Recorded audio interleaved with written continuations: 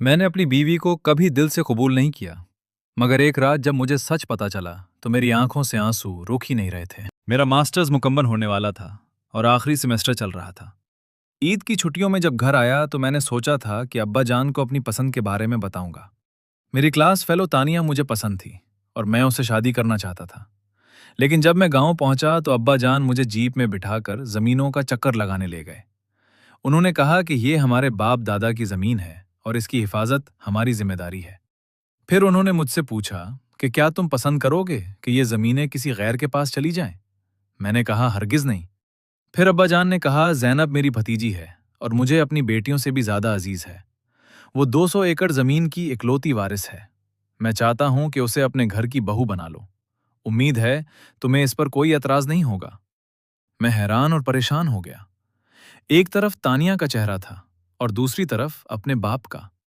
आखिरकार मैंने दिल पर पत्थर रखकर अपने बाप के फैसले को मान लिया। अगले महीने मेरी जैनब से शादी हो गई, मगर मैंने दिल से कभी उसे बीवी तस्लीम ना किया। मैंने सोच रखा था कि अगर मैं उससे बीवी वाला ताल्लुक नहीं रखूंगा तो वो खुद ही तंग आकर घर छोड़ देगी। मगर इसके बावजूद जैनब एक अच्छी बीवी की तरह मेरे सारे काम करती रही। वो मेरी पसंद का खाना बनाती, मेरे कपड़ों का ख्याल रखती और कभी कोई शिकायत ना करती। एक दिन मैं लान में अखबार पढ़ रहा था तो मुझे महसूस हुआ कि कोई मुझे देख रहा है। देखा तो जैनब किचन की खिड़की से मुझे देख रही थी। मुझे हैरत हुई कि जिस लड़की को मैं इतना नजरअंदाज करता हूं वो फिर भी मेरी फिक्र करती है। वक्त गुजरता गया और मुझे उसकी खामोश मोहब्बत महसूस होने लगी। एक दिन अब्बा जान ने कहा कि तुम जैनब को लेकर शहर चले जाओ और कुछ दिन वहां गुजारो। हम शहर गए तो मैंने पहली बार उससे अच्छा बर्ताव करने का सोचा और कहा कि कपड़े बदल लो, हम होटल में खाना खाने जा रहे हैं। ये सुनकर उसकी आंखों में खुशी चमक उठी। एक रात मैं सो रहा था और मेरी सांस रुकने लगी। उसने मुझे जगाया तो मैंने गुस्से में उसे डांट दिया और कमरे से बाहर निकाल दिया। बाद में मुझे अपनी गलती का एहसास हुआ। जब सुबह मैंने उसे ढूंढा तो वो कहीं ना मिली। मैं घबरा गया और उसे हर जगह तलाश करने लगा। शहर की सड़कों, बस अड्डों और गांवों तक खबर करवाई, मगर वो कहीं ना मिली। फिर अलमारी में एक खत मिला जिसमें लिखा था, मैं तैमूर के काबिल नहीं, मगर बीवी होने के नाते मैं इसका ख्याल रखती हूँ।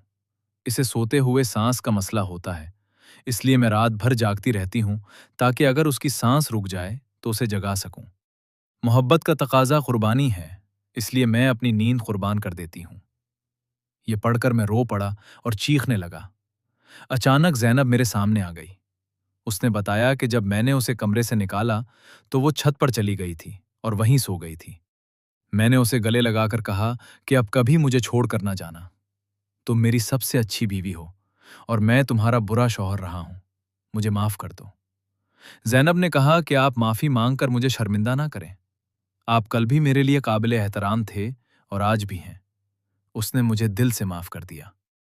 शादी की पहली सालगिरह पर मेरी ख्वाहिश पर जैनब को दोबारा दुल्हन बनाया गया और शादी की तमाम रस्में दोबारा अदा की गईं। दुल्हन के रूप में वो चांद का टुकड़ा लग रही थी। तब मुझे एहसास हुआ कि वो कितनी खूबसूरत है, मगर उससे भी ज्यादा खूबसूरत उसका अखलाक था।